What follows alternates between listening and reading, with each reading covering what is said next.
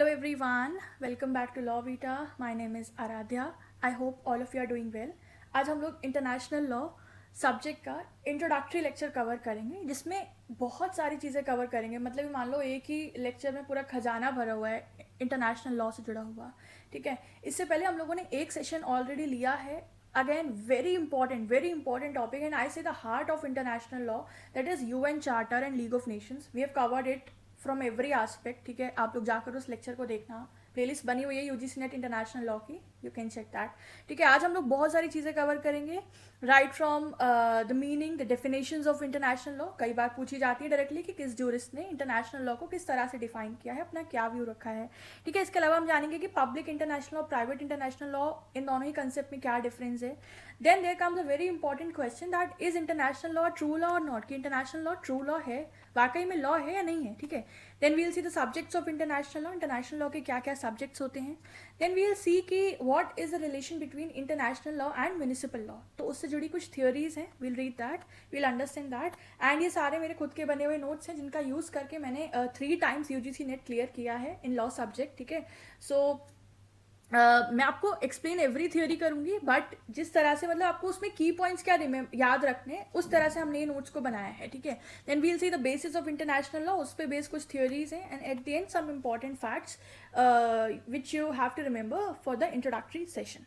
Right, so we'll cover everything smoothly. ठीक है, चलिए शुरुआत करें. ओके, सबसे पहले क्वेश्चन आता है हर किसी के सवाल में, अगर हम इंट्रोडक्शन की बात करें कि इंटरनेशनल लॉ क्या है. तो देखो, इंटरनेशनल लॉ को हम जनरली डिफाइन करते हैं as a body of rules, body of principles which govern the relations between sovereign states and other international persons and which are accepted as binding by the civilised nations. यानी कि वो rules हैं, वो principles हैं between the states जिनका purpose है peace, order, cooperation, trade, diplomacy को sustain रखना, मेंटेन रखना. एंड ये जो रूल्स हैं, ये जो प्रिंसिपल्स हैं, they are accepted as binding by the civilised nations. एक एग्जाम्पल से समझते हैं, अगर इंडिया और पाकिस्तान के बीच कोई बाउंड्री डिस्प्यूट हो तो दोनों जो स्टेट्स के क्या राइट्स है, क्या ड्यूटीज़ है, तो उनके बेस जो होता है वो क्या होता है, उनका बेस होता है international law, which are depending upon the treaties, the conventions, the customary rules, the judicial decisions, right, which are binding upon both the states. So that body of rules and regulations is called international law. अब हम लोग कुछ अलग अलग famous jurist ने कुछ definitions दी international law की, एक एक करके उनको जानते हैं. First comes the definition of Oppenheim. So Oppenheim defined it as a body of customary and conventional rules which are legally binding upon the members of civilized states. तो यहाँ Oppenheim ने 2 चीज़ों पर फोकस किया है. पहला कस्टमरी रूल्स पे और दूसरा कन्वेंशनल रूल्स पे. तो मैं बताती हूँ दोनों का क्या मतलब है. कस्टमरी रूल्स का मतलब है वो अनरिटन रूल्स जो स्टेट्स के कंसिस्टेंट प्रैक्टिस से डेवलप हुए हैं. जैसे कि एक स्टेट अगर बार बार कुछ फॉलो करता है और बाकी स्टेट्स भी उसी कॉन्सेप्ट को एक्सेप्ट कर लेते हैं एज अ लीगल ऑब्लिगेशन, तो फिर वो कस्टमरी इंटरनेशनल लॉ बन जाता है. Simple. On the other hand, if I say about conventional rules, तो कन्वेंशनल रूल्स का मतलब है वो रिटन रूल्स जो ट्रीटीज और कन्वेंशंस के थ्रू स्टेट्स के बीच लिखित फॉर्म में बनाए जाते हैं.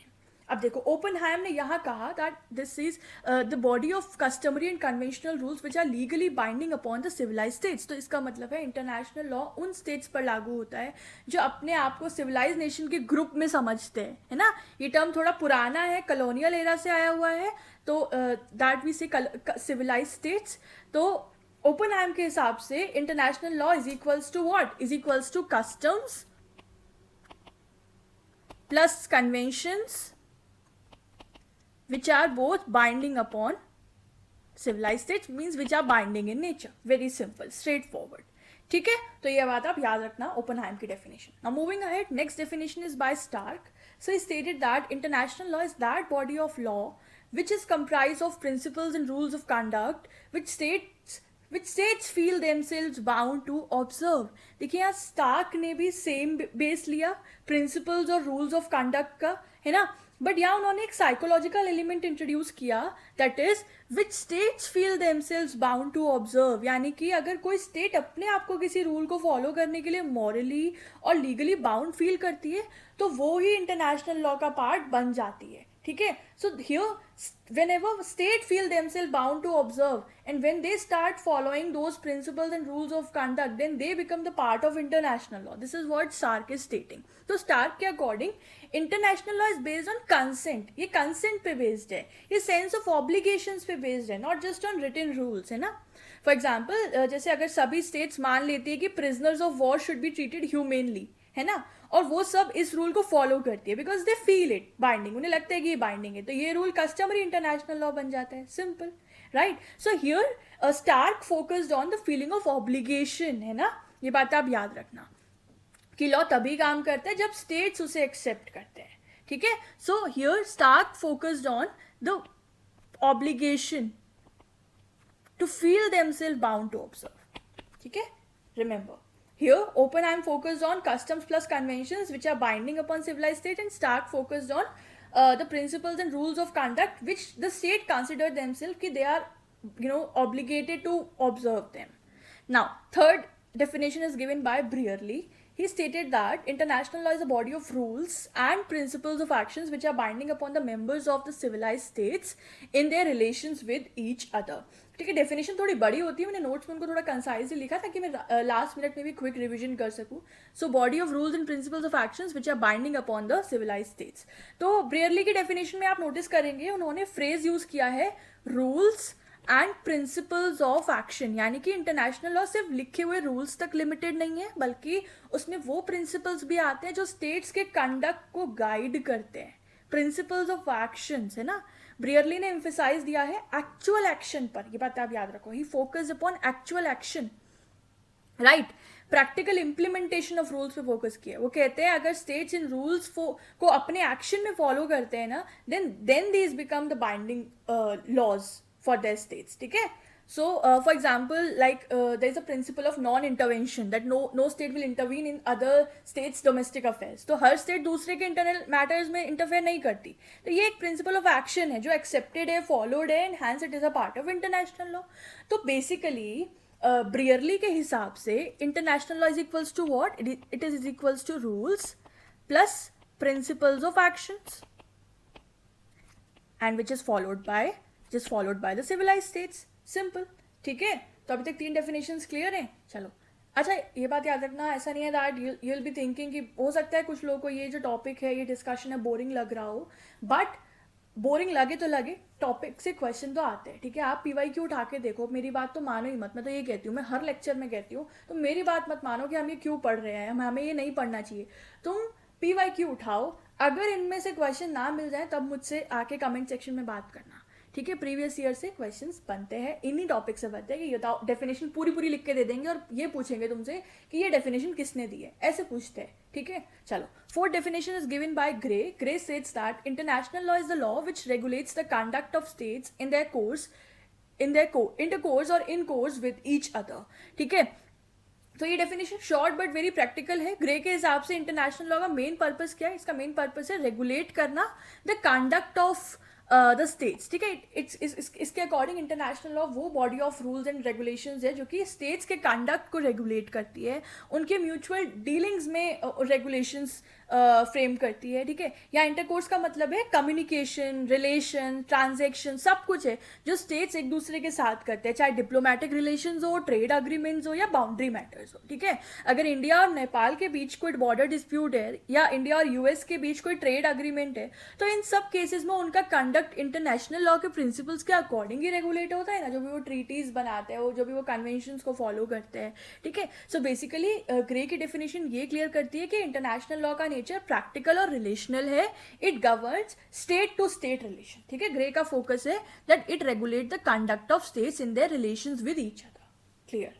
Next definition is given by Fenwick. He states that international law is the body of rules which is accepted by the general community of nations. ठीक है. Fenwick ने यहाँ फोकस किया है एक्सेप्टेंस पर, यानी इंटरनेशनल लॉ तभी एग्जिस्ट करता है जब वो rules general community of Nations यानी कि सभी स्टेट्स कलेक्टिवली एक्सेप्ट करते हैं. यहाँ पे कलेक्टिव रिस्पॉन्सिबिलिटी इम्पोज की है कि जब जनरल कम्युनिटी ऑफ नेशंस जिन रूल्स को एक्सेप्ट करती है, फिर वो बॉडी ऑफ रूल्स हम कहलाती है इंटरनेशनल लॉ. ठीक है. तो बेसिकली मुझे लगता है इस डेफिनेशन का मेन फीचर है यूनिवर्सैलिटी.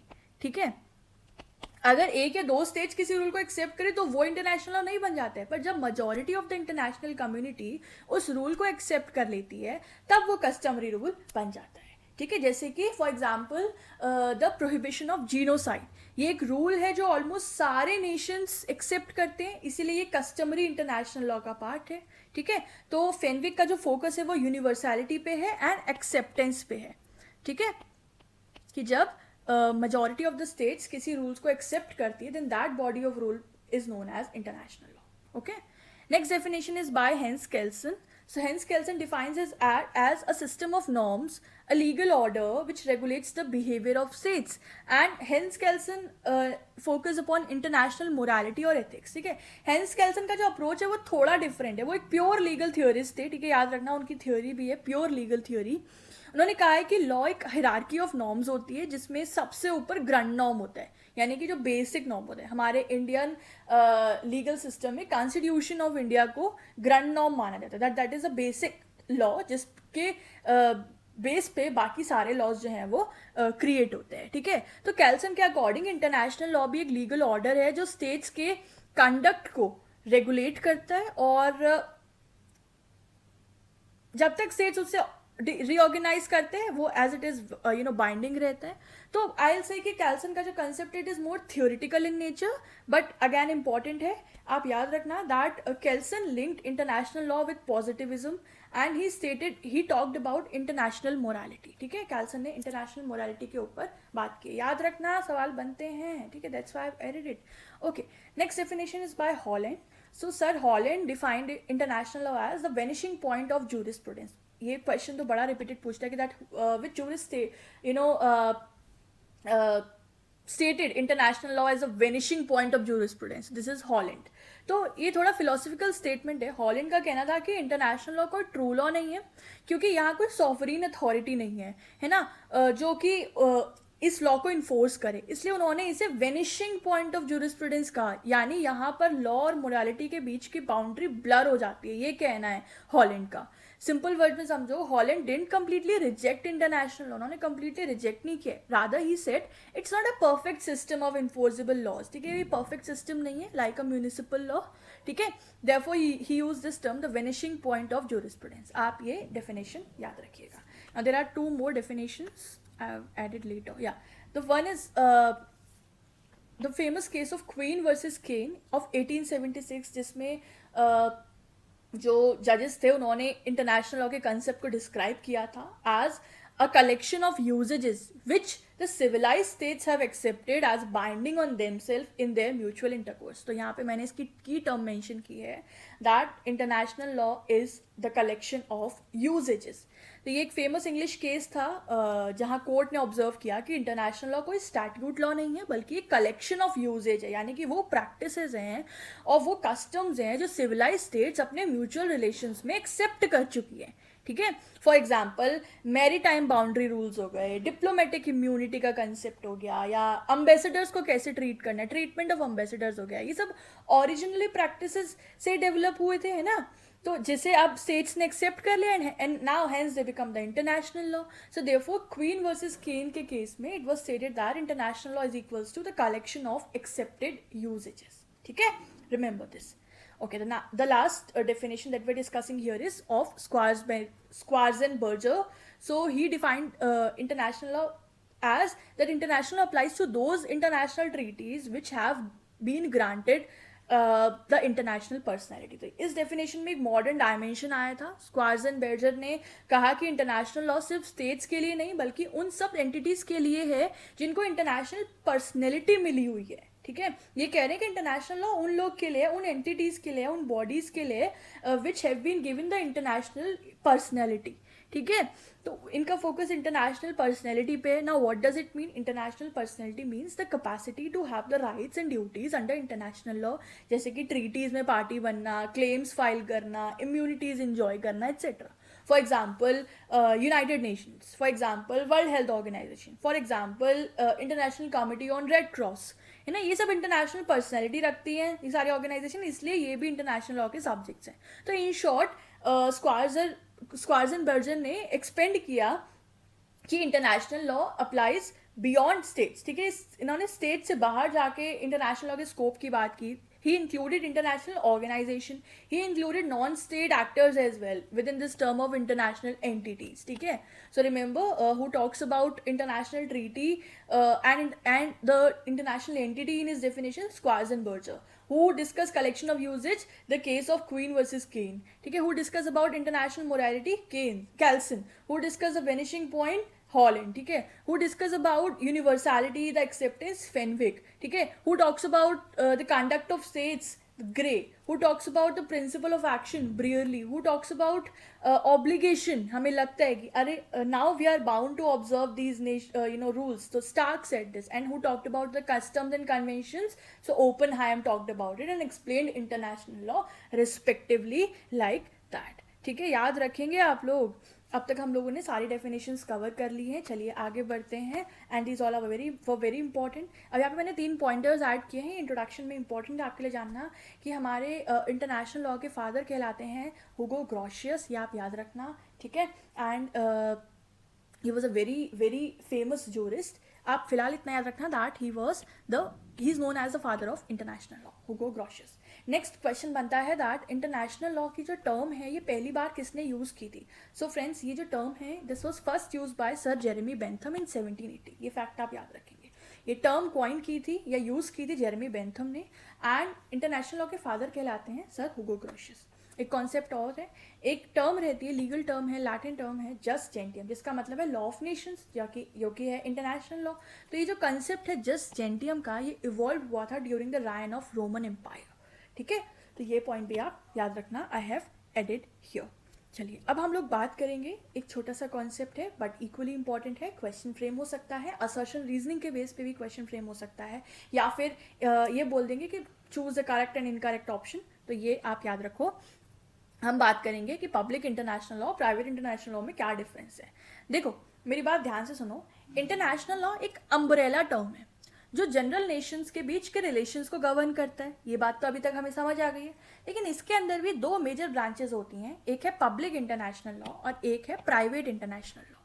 ठीक है. तो अब पहले हम लोग आपको पब्लिक इंटरनेशनल लॉ बताती हूँ, फिर प्राइवेट बताती हूँ, फिर इनके पॉइंटर्स ऑफ डिफरेंस देखेंगे. देखो पब्लिक इंटरनेशनल लॉ वो रूल्स बताता है जो एक स्टेट के दूसरे स्टेट के साथ रिलेशंस को कंट्रोल करता है. So it is that branch of international law which govern the legal relation between the sovereign state as well as the other international entity.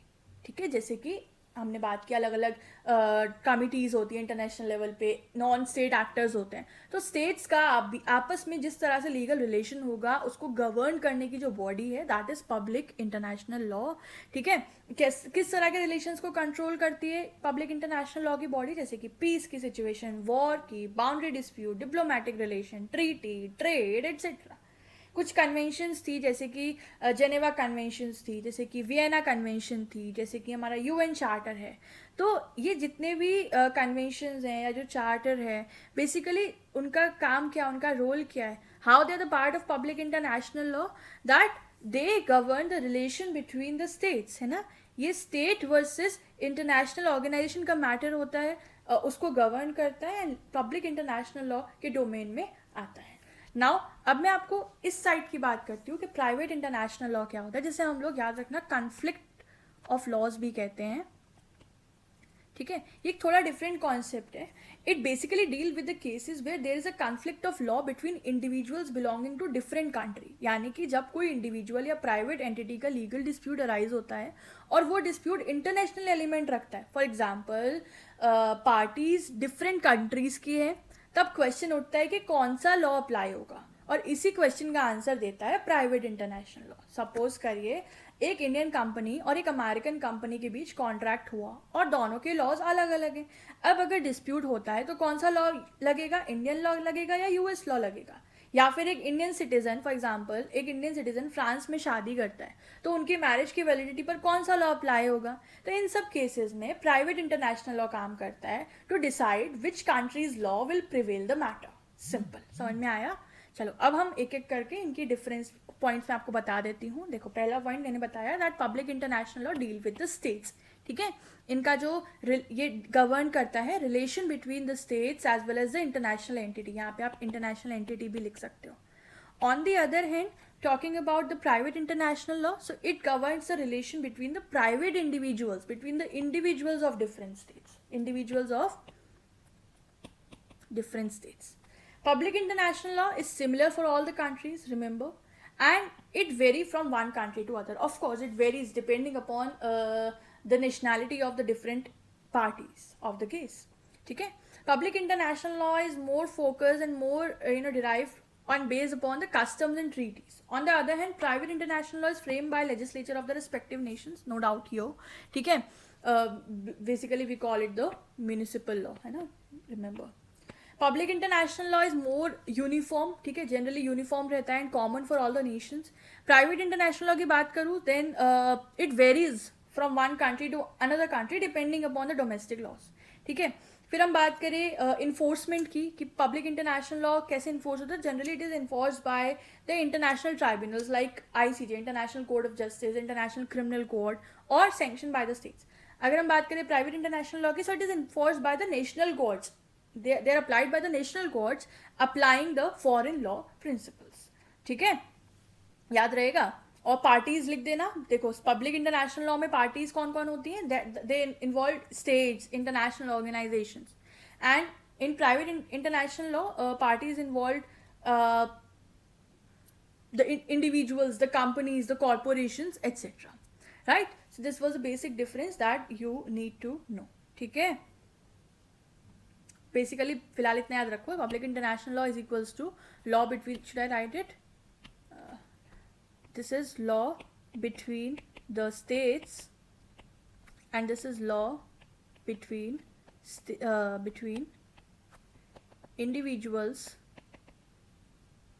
of different states. Simple, right? चलिए, should we move ahead? अच्छा, एक question that may be arrived in anybody's mind that क्या क्या ये दोनों concept बिल्कुल ही अलग अलग हैं. तो नहीं, ये दोनों कंप्लीटली अलग नहीं हैं. They are rather interrelated with each other. कैसे? पब्लिक इंटरनेशनल लॉ कभी कभी फ्रेमवर्क प्रोवाइड करता है जिसके अंदर प्राइवेट इंटरनेशनल लॉ ऑपरेट करता है. For example treaties related to recognition and enforcement of foreign judgments. ये सब पब्लिक इंटरनेशनल लॉ के अंदर नेगोशिएट होती हैं, बट इनका जो एप्लीकेशन है वो म्यूनिसिपल कोर्ट्स के थ्रू होता है ना. So ultimately we are referring and we are applying the same in the purview of private international law as well. So remember that public international law जो है it gives the structure to the relation between the states, और private international law जो है it handle the conflict between the private parties belonging to those states. ठीक है, याद रहेगा. चलिए, let's move ahead to a very very very important discussion that we'll do here, जो कि डिबेटेबल टॉपिक रहता है. ठीक है, the question is that is international law a true law और नॉट, कि क्या इंटरनेशनल लॉ ट्रू है, लॉ है, नहीं है. ठीक है, तो कन्फ्यूजन क्या है कि सर अगर इंटरनेशनल लॉ को इन्फोर्स करने वाला कोई वर्ल्ड गवर्नमेंट ही नहीं है ना, गवर्नमेंट ही नहीं है, तो क्या वो सच में लॉ है या नहीं है. तो एग्जैक्टली इसी सवाल के जवाब में हम लोग आगे का डिस्कशन करेंगे. ठीक है, आगे कुछ थ्योरीज डिस्कस करेंगे. ठीक है, देखो बेसिक क्वेश्चन ये है दैट क्या इंटरनेशनल लॉ जो है वो लॉ के सारे असेंशियल कैरेक्टरिस्टिक्स को फुलफिल करता है या नहीं करता है. क्या होता है असेंशियल इंग्रेडिएंट्स, कि एक लॉ मेकिंग अथॉरिटी है आपके पास, क्या आपके पास एक लॉ इन्फोर्सिंग एजेंसी है, क्या एक कोर्ट या मशीनरी टू पनिश वायलेशंस आपके पास है या नहीं है. ठीक है, एक डोमेस्टिक लॉ में, म्यूनिसिपल लॉ में तो ये सब होता है, लेजिस्लेचर होता है, पुलिस होती है, जुडिशरी होती है, बट इंटरनेशनल लेवल पर ऐसा नहीं है. इसलिए कुछ जूरिस्ट ने कहा कि इंटरनेशनल लॉ ट्रू लॉ नहीं है. ठीक है, इनके अकॉर्डिंग ऐसा कुछ नहीं है, जबकि कुछ लोग कह रहे हैं on the other side a few people say that it is true law. तो अभी ये ट्रू लॉ कैसे है, चलिए जानते हैं कि करके. सबसे पहले हम लोग डिस्कशन करेंगे that international law is not true law, and this is represented by three prominent jurists, Austin, Holland and Bentham. ये क्वेश्चन बनता है कि is international law is not a true law. इस चीज़ के सपोर्ट करने वाले जूरिस्ट कौन है, प्लीज़ याद रखना, ऑस्टिन, हॉलैंड, जेरेमी. अब कैसे याद रखोगे, वो तुम्हारा काम है. झा कोई ना कोई झा तुम्हारा फ्रेंड होगा ना. तो Jeremy, Bentham, Holland and Austin, इन्होंने कहा कि नहीं है ट्रू लॉ, सिंपल. ठीक है, देखो एक एक करके बताती हूँ ऑस्टिन ने क्या कहा था. मैंने क्योंकि मैंने बोला ना मेरे शॉर्ट नोट्स हैं, इसलिए हमने यहाँ पे सिर्फ इतना लिखा है, वो भी पर्पसली कि लास्ट मिनट रिवीजन पे याद रहे कि भाई it is not true law किसने कहा था करके, ठीक है। कहोगे तो मैं एक्सटेंसिव नोट्स भी दे दूंगी तुम लोग को, ठीक है। चलो, ऑस्टिन ने क्या कहा था, जल्दी बताती हूँ। ऑस्टिन ने क्या कहा था, he said that law is a command of sovereign which is backed by sanction, ठीक है। ये ऑस्टिन की बड़ी फेमस सी कोट है कि लॉ जो है वो कमांड है सॉवरीन की and it is backed by sanction, कि जो उसे फॉलो नहीं करेगा उसके लिए पनिशमेंट्स इंपोज की जाएंगी। तो उनके according there is no single sovereign above all the states, ठीक है। There is no superior authority to command, there is no central legislature, ऐसा कुछ भी नहीं है यहाँ पे ना कोई सॉवरीन अथॉरिटी दिख रही है, ना तो यहाँ पे कोई लेजिस्लेचर दिख रहा है, ठीक है, ना ही यहाँ पे कोई बॉडी दिख रही है जो कि सैंक्शंस इंपोज करेगी। Therefore Austin said that this is international law is not a true law but merely a positive morality. ये बात याद रखना, ये बात ऑस्टिन ने एग्जैक्टली कही थी, that international law is not a true law, rather it is merely a positive morality, ठीक है। अब हम बात करें हॉलैंड ने क्या कहा था, तो हॉलैंड की मैंने ऊपर भी बताई, एक बड़ी फेमस लाइन थी that it is international law is the vanishing point of jurisprudence, है ना। उनका कहना था कि जब हम लॉ को सॉवरीन कमांड के पर्सपेक्टिव से देखते हैं तो इंटरनेशनल लॉ उस डेफिनेशन में फिट नहीं बैठ रहा है। इसलिए वो कह रहे थे कि यहाँ पर लॉ और मोरालिटी के बीच की बाउंड्री बड़ी ब्लर हो जा रही है ना। In short Holland agreed with Austin, कहीं ना कहीं हॉलैंड ने ऑस्टिन की बात को अग्री करते हुए आगे प्रोसीड किया था। He said that international law is not a true law in the strict sense because there is no central enforcing authority, कोई इन्फोर्सिंग अथॉरिटी यहाँ पर नहीं है। बात करूँ जेरेमी बेंथम की, जेरेमी बेंथम ने सबसे पहले इंटरनेशनल टर्म यूज की थी 1780 के अराउंड, मैंने आपको बताया था। He was the first person to coin this term, to first introduce this term. लेकिन उन्होंने भी कहा है दैट ये लॉ प्रॉपरली सो कॉल्ड नहीं है। He argued that state follow international law because of convenience and not because of compulsion, कोई compulsion नहीं है, कन्वीनियंस के लिए यूज कर रहे हैं, ठीक है। तो बेंथम के लिए भी एक मॉरल कोड ही था and it was not a legal system, ठीक है। तो आप इन तीनों के कंसेप्ट को याद रखिएगा, हॉलैंड ने क्या कहा, ऑस्टिन ने क्या कहा, बेंथम ने क्या कहा। अब हम ऑन द अदर है ना, हम दूसरे एस्पेक्ट की तरफ बढ़ते हैं, where in it is said that international law is a true law. तो ये जो माइंडसेट है, ये जो बिलीफ है, it was followed by 3 prominent jurist, Pollock, Lawrence and Hall. इसे कैसे याद रखोगे, PLH, HPL, कैसे याद रखोगे HPL, हिमाचल प्रदेश लिमिटेड, ऐसे करके याद रख लेना यार, ठीक है। Pollock, Lawrence and Hall, okay.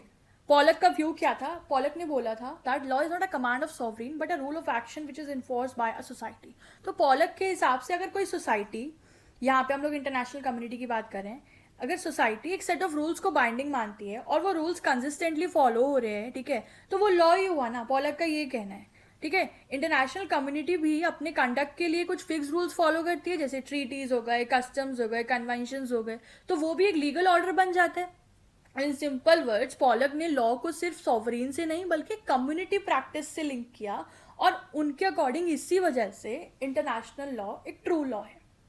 अब मैं बात करूँ लॉरेंस ने क्या कहा, लॉरेंस ने कहा कि international law is a law दो इट इज इन इम्परफेक्ट, ठीक है। उनका कहना है कि हाँ इंटरनेशनल लॉ में पुलिस नहीं है, हाँ इंटरनेशनल लॉ में लेजिस्लेचर नहीं है, पर इसका मतलब ये नहीं है कि वो लॉ नहीं है।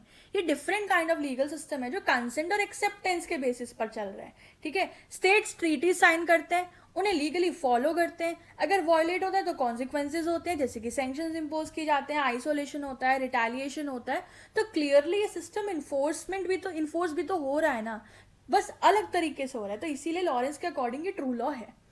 हॉल ने क्या कहा, जेरोम हॉल का कहना है कि international law is a body of rules which is binding upon the states in there mutual relations. तो उन्होंने आर्ग्यू किया कि ये रूल्स बाइंडिंग नेचर के हैं क्योंकि स्टेट्स कंसेंट के थ्रू इन्हें एक्सेप्ट करती है, और अगर स्टेट्स इन्हें वॉयलेट करते हैं तो इंटरनेशनल कंसिक्वेंसेज भी होते हैं, जैसे कि डिप्लोमेटिक प्रेशर हो गया, UN के सैंक्शंस हो गए, है ना।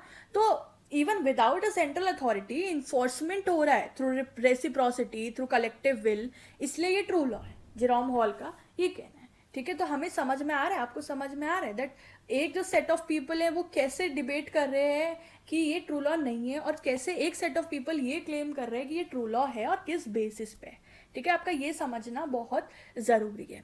तो बेसिकली हम अगर कंक्लूड करें तो देखो, international law does not function like domestic law, है ना। Rather it performs the same purpose like regulation of conduct, maintenance of order, peaceful coexistence, same तरह डोमेस्टिक लॉ की तरह ये फंक्शन नहीं कर रहा है, पर इसका पर्पस एक ही है, he is performing the same purpose. आज के टाइम में हमारे पास कुछ इन्फोर्समेंट मैकेनिज्म भी हैं अब तो, जैसे कि यूनाइटेड नेशंस की सिक्योरिटी काउंसिल है जिसका मेन फोकस है कलेक्टिव सैंक्शन के ऊपर। हमारे पास जुडिशियल सेटलमेंट के लिए बॉडीज भी हैं, जैसे कि international court of justice, international criminal court, है ना। इसके अलावा वर्ल्ड ट्रेड ऑर्गेनाइजेशन जैसे डिस्प्यूट सेटलमेंट बॉडीज भी हैं। सो क्लियरली इंटरनेशनल लॉ आज के टाइम में इवॉल्व हो चुका है into a functional legal system, not perfect but definitely a law. मैं तो यही कहूँगी, it is definitely a law. ठीक है, चलो आगे बढ़े। अब अगला हमारा लॉजिकल क्वेश्चन ये है कि इंटरनेशनल लॉ किस पर लागू होता है, who are the subjects of international law, international law के सब्जेक्ट्स कौन है। So let's understand this. देखिए, सबसे पहले एक बेसिक डेफिनेशन समझ लो कि सब्जेक्ट्स क्या है। तो subject means any entity which has a rights, which has a duty, which has a legal personality under international law, यानी कि जो भी एंटिटी इंटरनेशनल लॉ के तहत राइट्स और ऑब्लिगेशंस रखती है और जिसको इंटरनेशनल लॉ के थ्रू क्लेम करने का या केस फाइल करने का अधिकार है, वो उस लॉ का सब्जेक्ट कहलाता है। सिंपल सी बात है, ठीक है। Those who are directly govern by and capable of being govern by international law. Example के तौर पे स्टेट्स हो गए जैसे कि India, US, UK, Japan, China. International organisation हो गई जैसे कि United Nations, World Trade Organisations, International Labour Organisation etcetera. And then comes the individuals. Individuals कैसे आते हैं being a subject of international law? They generally comes in the situation of, in the cases of human right violation और war crimes like situations. ठीक है, तो इसमें ना तीन व्यू पॉइंट्स हैं। एक रियलिस्ट व्यू है, एक फिक्शनल व्यू है और एक फंक्शनल व्यू है। रियलिस्ट व्यू जो कि ओपनहाइम एंड कॉर्बेट ने सपोर्ट किया था, उनके according only states are the subjects of international law. ये बड़ा ट्रेडिशनल एंड क्लासिक अप्रोच है, ठीक है, हिस्टोरिक अप्रोच है, जिनके अकॉर्डिंग सिर्फ स्टेट्स ही सब्जेक्ट मैटर है। क्यों? क्योंकि सिर्फ स्टेट के पास सॉवरेनिटी है, सिर्फ स्टेट्स ही ट्रीटीज एंड ट्रीटी बना सकते हैं, वॉर डिक्लेयर कर सकते हैं, ठीक है। तो इनके according international law is only revolve around the subject matters of states, इनके अलावा कुछ नहीं है। फिर आता है एक दूसरा व्यू, फिक्शनल व्यू, जो कि सपोर्ट किया था कैल्सन ने। कैल्सन का एक फिक्शनल अप्रोच इसलिए कहते हैं कि उनके अकॉर्डिंग सब्जेक्ट्स इंटरनेशनल लॉ के वो सिर्फ और सिर्फ इंडिविजुअल्स है, तो कहीं ना कहीं फिक्शनल हुआ ना कि सिर्फ इंडिविजुअल्स नहीं हो सकते हैं, ठीक है। फिर आता है एक सबसे एक मॉडर्न अप्रोच, एक्सपेंडेड अप्रोच, जो कि है फंक्शनल व्यू। फंक्शनल व्यू जो कि काफ़ी सारे जूरिस्ट ने सपोर्ट किया था, कैल्सन भी उसके मेंबर माने जाते हैं। इसके अलावा देवर फ्यू मोर जूरिस्ट वो सपोर्टेड है। उनके according there are many subjects of international law. They are the states, the individuals, the non-state entities, etc. ठीक है, तो जैसे जैसे इंटरनेशनल लॉ इवॉल्व हुआ, ये कंसेप्ट भी इवॉल्व हुआ, लोगों की थिंकिंग ब्रॉड हुई और ये इवॉल्व किया गया कि स्टेट्स से बढ़कर और इंडिविजुअल्स से बढ़कर भी सब्जेक्ट मैटर्स हैं, जैसे कि स्टेट्स हो गए, इंडिविजुअल्स हो गए, नॉन स्टेट एंटिटीज हैं, ये सब है इसके सब्जेक्ट मैटर। अच्छा, मैं आपको बता रही थी कि फंक्शनल जो व्यू है वो किस किस जूरिस्ट ने सपोर्ट किया है। मैंने बता दिया, कैल्सन ने किया है, स्क्वार्जन बर्जर ने किया, स्टार्क ने किया, ये सब आप लिख लेना, ठीक है। So I'll say that in modern view, of course, international law is no longer a law merely between states, ऐसा तो नहीं है। Now it has become a law for the international community as a whole, है ना, as a whole। तो ये तीनों बात याद रखना। रियलिस्ट व्यू क्या है, फिक्शनल व्यू क्या है, फंक्शनल व्यू क्या है, और इनके सपोर्टर्स कौन कौन है, इसमें लिख लेना। कैल्सन भी है इसका, एंड स्क्वार्जर बर्जर भी है, बड़ा डिफिकल्ट नाम है इस बंदे का, एंड स्टार्क भी इसके फॉलोअर है, ठीक है।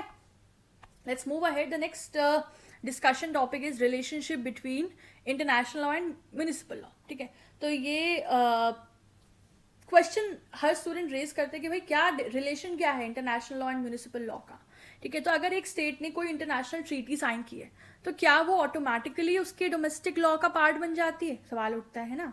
And what happen when there is a conflict between international and national law, कि अगर कोई टॉपिक रेज होता है और उसमें इंटरनेशनल लॉ है और नेशनल लॉ है, तो अगर उनके बीच में कन्फ्लिक्ट हो जाता है तो क्या, है ना।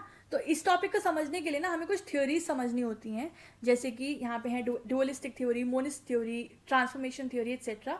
फिर हमें समझ में आता है द रिलेशन बिटवीन इंटरनेशनल। पहले मैं तुम लोग को ये बता देती हूँ कि इंटरनेशनल लॉ क्या है, तो अब तक इतने बार पढ़ चुके हैं, समझ चुके हैं। म्यूनिसिपल लॉ क्या है, तो पहले इंटरनेशनल लॉ वो लॉ जो कि डिफरेंट स्टेट्स के बीच के रिलेशंस को गवर्न करता है। म्यूनिसिपल लॉ वो लॉ है which prevail within a state, जो एक स्टेट के अंदर प्रिवेल करता है, and which govern the individuals and entities within a state. जैसे कि हमारे इंडिया के जितने भी लॉज हैं they are known as municipal laws, simple. ठीक है. चलो अब हम लोग एक एक करके थ्योरी डिस्कस करते हैं. पहली आती है डुअलिस्टिक थ्योरी, या हम लोग इसको डुअलिज्म भी बोलते हैं. पेपर में भी कभी कभी डुअलिज्म भी लिखा हुआ होता है. ठीक है. सबसे इंपॉर्टेंट चीज़ जो तुम लोग को याद रखनी है थियोरीज के कंटेक्स्ट में वो है कि इनके फॉलोअर्स कौन है या इनके थिंकर्स कौन है. प्लीज़ याद रखना, वेरी इंपॉर्टेंट. डुअलिस्ट थ्योरी के फॉलोअर्स हैं या जूरिस्ट हैं ट्राइपल एंड एंजेलोटी. ये आपको याद रखना है. ठीक है. कैसे याद रखेंगे ये आप पढ़ें. मतलब दिस क्वेश्चन जनरली आज कि कैसे याद करें कैसे याद करें, तो इतनी बार ये पूछने से अच्छा है आप एक दो बार लिखो, है ना, पढ़ो बार बार, तो उतने में याद हो जाता है. तो ड्यूअल और अल्टीमेटली देखो ये पेपर जो है ना ये कंसेप्ट से ज़्यादा ना आपका फैक्ट चेक कर रहा है कि how much you know the facts. Factual obviously आते हैं when you will see the paper, ये फैक्चुअल क्वेश्चंस पूछ रहा है और अब तो बियॉन्ड द लेवल जाके पूछ रहा है. हम इंटरनेशनल लॉ की बात करें तो अभी जून अटेम्प्ट में जो पेपर हुआ था 2025 का, उसमें मतलब इंटरनेशनल बुक्स पूछ रहे हैं जिसका कोई मतलब आप सोच भी नहीं सकते किस जूरिस्ट की, वो जूरिस्ट के नाम तक नहीं सुने हमने, उन ऑथर के नाम भी नहीं सुने और उनके बुक्स के क्वेश्चंस आ रहे हैं. तो बहुत ज़्यादा फैक्चुअल बेस पूछते हैं. आप मैं ये भी कहूँगी कि उतने एक्सटेंड तक पढ़ना is like it's very difficult यार. आई मीन फिर तो कोई सीमा ही नहीं है उस चीज़ की, है ना. हम उतना पढ़ सकते हैं जो सिलेबस दिया है, उससे रिलेटेड को रिलेटेड टॉपिक पढ़ सकते हैं. बट अभी कितनी बुक्स इंटरनेशनल अरेना में हैं. ठीक है. Okay. Now let's focus back to our topic. हमने बोला डुअलिस्ट थ्योरी या डुअलिज्म कंसेप्ट के जो फॉलोअर हैं वो है ट्राइपल और एंजेलोटी. ठीक है. इनका कोर आइडिया ये है कि इंटरनेशनल लॉ और म्यूनिसिपल लॉ दो डिस्टिंक्ट लीगल सिस्टम है. याद रखना उनका सब्जेक्ट मैटर, उनका सोर्स, उनके ऑपरेशन सब अलग हैं. ठीक है. क्या याद रखोगे? इंटरनेशनल लॉ और नेशनल लॉ दोनों इंडिपेंडेंट हैं, दोनों डिफरेंट सिस्टम्स हैं. एक रूल ऑफ इंटरनेशनल लॉ तभी म्यूनिसिपल लॉ बनेगा जब उसे डोमेस्टिक लेजिस्लेचर ट्रांसफॉर्म करेगी. आप इतना याद रखना, they both are different according to dualism theory. ठीक है.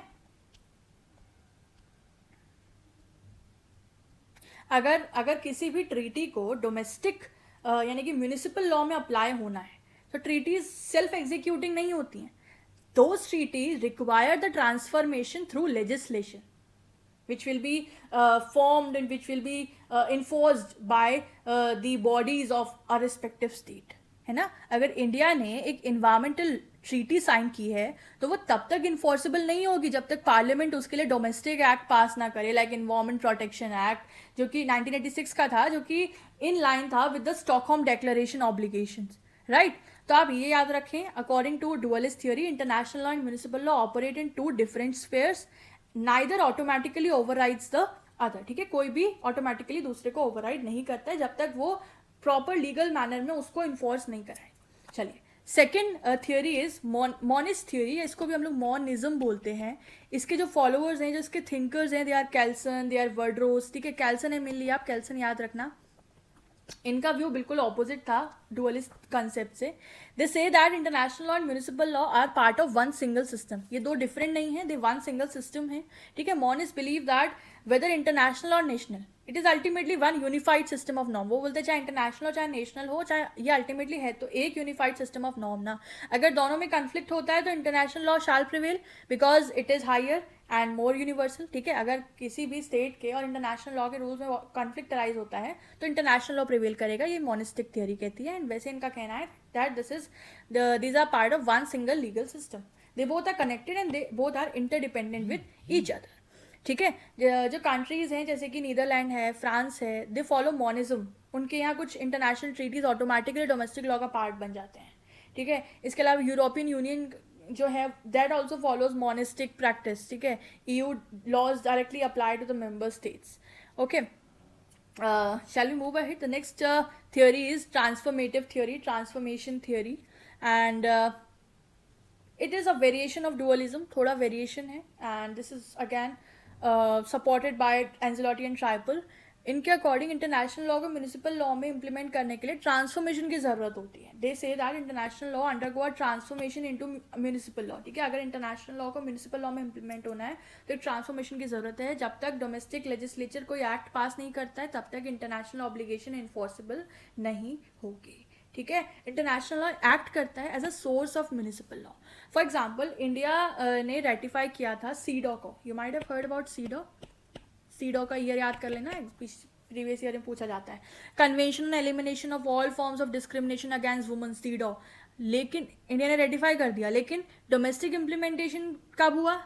जब protection of women from domestic violence act 2005 आया. ठीक है, उसके बाद हुआ. तो ट्रांसफॉर्मेशन तो करना पड़ेगा. जब इंडियन लेजिस्लेचर उन रूल्स को अपने लॉज के अकॉर्डिंग इम्प्लीमेंट करती है, एक्ट बनाती है, उसको अप्लाई करती है, उसके बाद ही एप्लीकेशन होता है उन लॉज का. ठीक है, तो this is what we call as transformative theory. आपको समझ आ रहा है how with the help of these theories we are discussing the relation. एक थ्योरी कह रही है कि ये दोनों बिल्कुल अलग है, एक थ्योरी कह रही है दोनों एक है, इंटरकनेक्टेड है. एक थ्योरी कह रही है कि जो कानून है, अलग अलग जो सिस्टम है, इसमें एक को दूसरे में अप्लाई होने के लिए ट्रांसफॉर्मेशन प्रोसेस में जाना पड़ता है ना. चलो आगे बढ़े. Next theory is delegation theory. Okay, ये क्या कहती है? According to this theory, international law itself delegates power to states to decide how they'll implement international obligations domestically. यानी कि states अपने constitutional process के जरिए decide करता है कि कोई treaty कौन सा affect लाएगी. For example, in India, Article 253 of the Indian Constitution, it empowers Parliament to make laws for implementing the international treaty. आपने पढ़ा होगा. तो ये delegation theory का practical reflection है, ये जो article में बता रही हूँ. So basically, international law gives delegation of power to the national systems for adoption. यही बात यहाँ लिखी है. That state decides when the provisions of treaties come effect in. ये state decide करती है. International law ये delegating power देती है to the states कि वो decide करे अपने according, अपने preference के according, अपने रूल्स के अकॉर्डिंग कि किस तरीके से ट्रीटीज एंड कन्वेंशंस को म्यूनिसिपल लॉ में अप्लाई कराना है, इफेक्ट में लाना है. So in reaction to transformative theory, delegation theory came into existence. Simply ये इसका एक फॉलो अप वर्जन है, we'll see that. Okay, the last theory that we are discussing here in context of relations is specific adoption theory. What does it say? इस theory के according international law automatically domestic law नहीं बनता है. उसके लिए specific adoption की ज़रूरत होती है by what? By states own legal process. ठीक है, international law does not directly enforce through municipal law, but to execute international law in to country, a country has to adopt it. है ना. स्टेट अपने इंटरनल प्रोसीजर के through decide करती है कि कौन सी ट्रीटी को अडॉप्ट करना है और कौन सी को नहीं अडॉप्ट करना है ना. So this is what specific adoption theory states. ठीक है, सो समझ आ गया आप लोग को क्या है ये सब? डुअलिस्ट थ्योरी में बोला कि international law and municipal law two separate legal systems, they work separately. Monist में बोला कि that they are not separate, they are unified one legal system and they are both connected, interconnected and interdependent system. Transformative theory में बोला that international law undergo transformation to enter into a municipal law. Delegation ने बोला कि international law state को ये delegation power दे रहा है to implement the treaties, international treaties and conventions into municipal law. And specific adoption कह रहा है कि इंटरनेशनल लॉ खुद से इन्फोर्स नहीं होता है through municipal law, rather international law को अडॉप्ट करना होता है बाय ए पर्टिकुलर स्टेट. ठीक है,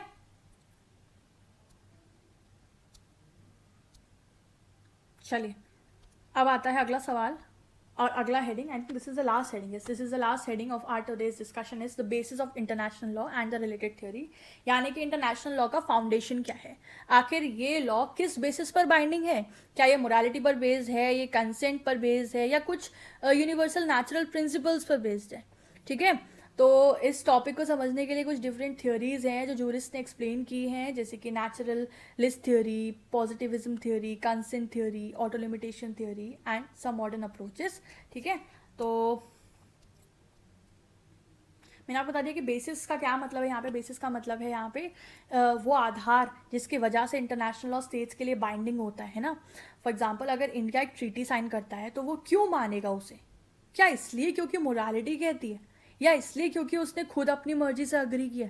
यही पूरा डिस्कशन बेसिस के थ्योरीज के थ्रू हम समझते हैं. ठीक है, चलो पहला थ्योरी है नेचुरल लॉ थ्योरी या नेचुरलिस्ट थ्योरी, जिसके प्रोपोनेंट्स हैं हुगो ग्रॉशियस, वेटल, पुफनड्रॉफ, स्टार्क, ब्रियरली भी लिख लेना इसमें. देखो दोस्तों, ये बहुत इंपॉर्टेंट है. ठीक है, मतलब मैं फिर वही बात रिपीट कर रही हूँ कि यूजीसी नेट यही सवाल पूछता है कि जो बेसिस की नेचुरलिस्ट थ्योरी है उसके प्रोपोनेंट्स कौन है. तो आपको याद रखनी है ये list: Hugo Grotius, Vattel, Pufendorf and Starke. ठीक है, चलो अब इसका क्या मतलब है. इसका बेसिक आइडिया ये है that law is based on natural law. हमें इसके टर्मिनोलॉजी समझ में आ रहा है, यानी कि यूनिवर्सल मॉरल प्रिंसिपल्स जो हैं, अब justice, reason, humanity. Natural law theories believe कि कुछ यूनिवर्सल मॉरल प्रिंसिपल्स हर टाइम हर जगह वैलिड होते हैं, जैसे कि जस्टिस है, गुड फेथ है, फेयरनेस है, इक्वलिटी है. एंड इन्हीं यूनिवर्सल प्रिंसिपल्स के बेस पर इंटरनेशनल रूल्स डेवलप होते हैं. For example equality, for example good faith in treaties, for example principle of non intervention, है ना.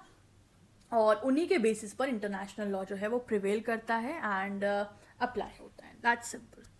Okay, next theory is positivist theory. Positivism theory, इसके main propounders हैं banker, shock, Stark, barely, एंजिलोटी. इस list में आप Austin भी add कर देना, इस लिस्ट में आप ओपनहाइम भी ऐड कर देना. ठीक है. इनका बेसिक आइडिया है that international law is based on the consent of states and not on morality. मतलब वहाँ पे तो मोरालिटी की बात हो रही थी ना, वहाँ पे नेचुरल जनरल प्रिंसिपल्स की बात हो रही थी. यहाँ पॉजिटिविज्म बात करता है that international law is based on consent of the states, right. And positivist jurist कहते हैं इंटरनेशनल लॉ तभी बाइंडिंग होता है जब स्टेट्स एक्सप्रेसली या इम्प्लाइडली अपनी कंसेंट देते हैं. कोई यूनिवर्सल मोरालिटी नहीं है, सब कुछ स्टेट के अग्रीमेंट पर बेस्ड है. For example through treaties, through customary practices, है ना. And yeah, that's it. Next comes consent theory. Consent theory is also a follow up of positivism theory kind of. इसके main jurist है एंजिलोटी, याद रखना. एंजिलोटी, ट्राइपल, ओपनहाइम. So the basis lies in the consent of states, है ना. voluntary non-fit injury पढ़ा होगा आपने. no harm to one who consents, simple. एंजिलोटी ने कहा कि हर स्टेट सॉवरीन है, कोई भी रूल उस पर तभी अप्लाई होगा जब वो अपनी मर्जी से उस रूल को एक्सेप्ट करते हैं, है ना. A state becomes a party to a treaty when it gives express consent. When it follows a custom regularly, it gives implied consent. Hence, consent international law का binding force है. ठीक है. और yeah, this is consent theory and यही कहते हैं कि when the parties consent to something, to some treaty, to some customs, they are following it, they consider themselves binding with those principles, rules, and ultimately that becomes the base of international law. And the last theory here is auto limitation theory, जिसके propounder हैं, जिसके proponent है जेलिनिक. याद रखना. इसका main idea है कि जेलिनिक ने कहा कि कोई भी स्टेट अपने इंटरेस्ट के लिए अपनी पावर्स को वॉलंटरली लिमिट करता है ना, क्योंकि अगर सब स्टेट्स अपनी मर्जी से बिहेव करें तो केओस हो जाएगा. तो स्टेट्स अपनी सॉवरेनिटी को थोड़ा सेल्फ लिमिट करते हैं ताकि पीसफुल को एग्जिस्टेंस पॉसिबल हो, है ना. और ये जो थियोरी है ये पॉजिटिविस्ट के द्वारा सपोर्ट की गई थी बहुत ज़्यादा. एग्जाम्पल से समझो, a state agrees not to use force in resolving dispute. ठीक है. एक स्टेट अग्री करता है कि हम लोग कोई भी डिस्प्यूट रिजॉल्व करने के लिए फोर्स का यूज़ नहीं करेंगे. So here it limited sovereignty by joining international organisation, क्योंकि यूएन चार्टर में भी ये बात लिखी गई है ना. तो स्टेट ने अपने आप अपनी सॉवरेनिटी को लिमिट किया by joining the international organisation. Therefore international law is equals to self impose limitation by state. ये थियोरी ये कहती है, मैं यहाँ लिख देती हूँ ये लाइन, बहुत अच्छी लाइन है ये. That international theory, auto limitation theory means it states that international law is equals to self imposed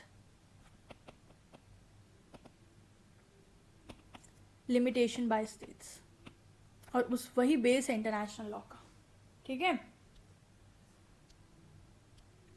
okay, next basis of international law is a very famous legal concept, a Latin maxim, pacta sunt servanda. Again इसके जो proponent थे वो थे एंजिलोटी. इसका मतलब है, इसका मूल रूप मतलब है, बड़ी बात तो ये डायरेक्टली पूछ ली जाती है, पता है तुमको, वो लिख के दे देंगे, बताओ पैक्टा sunt servanda का मीनिंग क्या है. तो इसका मीनिंग है अग्रीमेंट्स मस्ट बी केप्ट. तो ये लैटिन मैक्सिम है, ये एक लैटिन मैक्सिम है. And this is the core moral legal principle behind all the treaty obligations. ठीक है. ये कोर लीगल ऑब्लिगेशन है फॉर ऑल द ट्रीटीज. तो इसका क्या मूल रूप मतलब है? It states that states follow treaties and custom because they have promise to do it, है ना. वो कोई भी स्टेट क्यों फॉलो कर रही है किसी भी ट्रीटी को, किसी भी कस्टम को? क्योंकि they have promise to do it, they have agreed. और अगर वो ब्रेक करते हैं उस ट्रीटी को, then they are violating this good faith, है ना. एंड आर्टिकल 26 जो है वियना कन्वेंशन का on the law of treaties, उसमें क्या मेंशन है? इट स्टेट्स दैट, आप इससे रिलेटेड आर्टिकल 26 याद रखना. आर्टिकल 26 ऑफ वियना कन्वेंशन, ये सब फैक्ट बेस्ड बात है इसलिए तुम लोग को बता रही हूँ. वियना कन्वेंशन ऑफ 1969, उसमें बोलते थे every treaty is in force is binding upon the parties to it and must be performed in good faith, है ना. एक बार जो स्टेट ने कमिटमेंट दिया है उसे निभाना उसकी लीगल ड्यूटी है और यही इंटरनेशनल लॉ का बेस है. ये बात करती है ये मैक्सिम पैक्टा sunt servanda. ठीक है, याद रखोगे तुम लोग. चलो, and the last that is the fundamental rights theory. ठीक है, इसको हम लोग जस्टिस थ्योरी भी बोलते हैं कभी कभी, याद रखना. एक मॉडर्न कंसेप्ट है. सम जूरिस्ट बिलीव कि international law is based on fundamental rights and duties of international community, है ना. जैसे कि पोस्ट वर्ल्ड वॉर 2 के बाद कुछ कंसेप्ट इवॉल्व हुए थे, जैसे कि सेल्फ डिटर्मिनेशन का कंसेप्ट, ह्यूमन राइट्स का कंसेप्ट, इन्वायरमेंटल प्रोटेक्शन का कंसेप्ट. तो ये सब शो करता है कि इंटरनेशनल लॉ सिर्फ कंसेंट बेस्ड नहीं रहा, it also rest upon the universal principles of justice and humanity. ठीक है, उससे बढ़ के है अभी, है ना. जैसे कि यूएन चार्टर का प्रियम्बल क्या कहता है, वी द पीपल्स. तो यहाँ पे वो कलेक्टिव रिस्पॉन्सिबिलिटी ले रहा है. Similarly there is today we have universal declaration of human rights, we have international criminal court. So fundamental rights theory stating that in today's time international law is combination of natural law plus consent plus community values as well. ठीक है, ये community values की बात करते हैं. Remember this. So friends, with this we are done with today's every aspect that we were supposed to cover in our today's lecture. ठीक है, हम लोगों ने काफ़ी सारी चीज़ें कवर कर ली हैं. बिफोर समिंग अप कुछ फैक्ट्स मैंने यहाँ पे ऐड किए हैं, वो भी मैं आपको बता देती हूँ.